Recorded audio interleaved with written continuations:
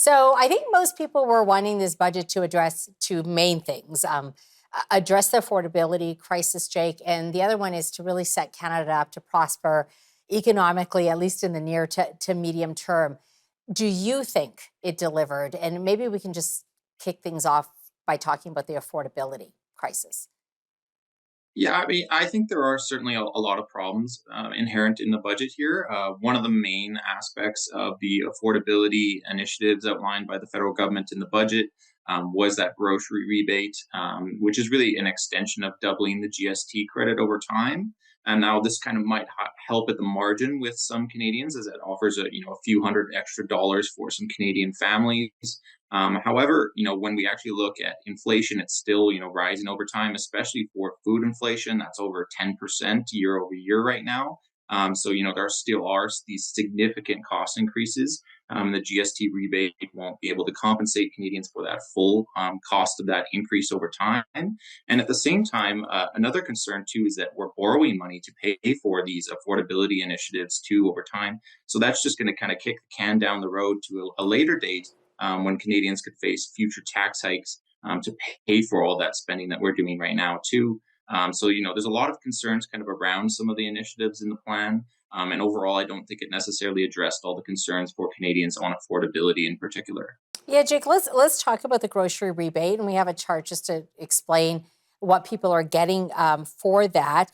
Do you think they could have done anything different, though, to address the food insecurity that we are seeing?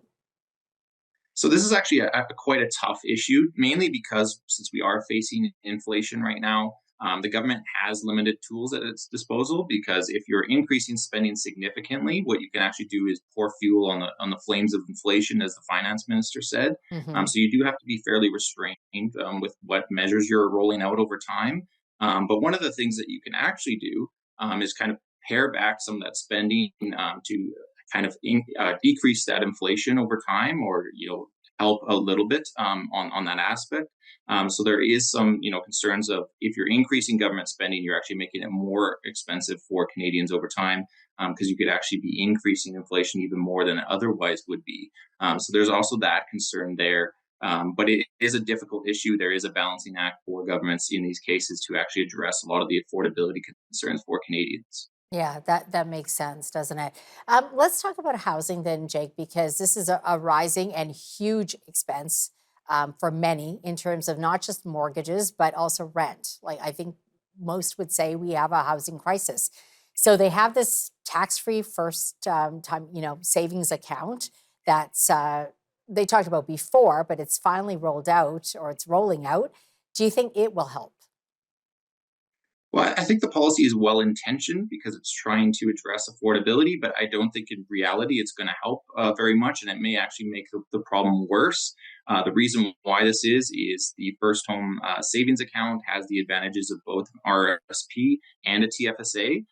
Because it's tax deductible on contributions and tax exempt on withdrawals. So, what this might actually do is redirect a lot of people's savings and assets towards homes, and make sure that there's more bidders, more buyers in the market, and actually bid up prices even further in the housing market.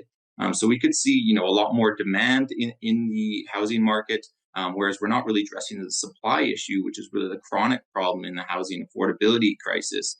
So, there's a lot of concerns here with the first home savings account, fueling more demand and pushing up prices higher. Yeah. And the amount, I mean, what is it? 50,000, I think is the max you can put in. Doesn't seem like it's a lot given that, housing prices are close to a million in some places.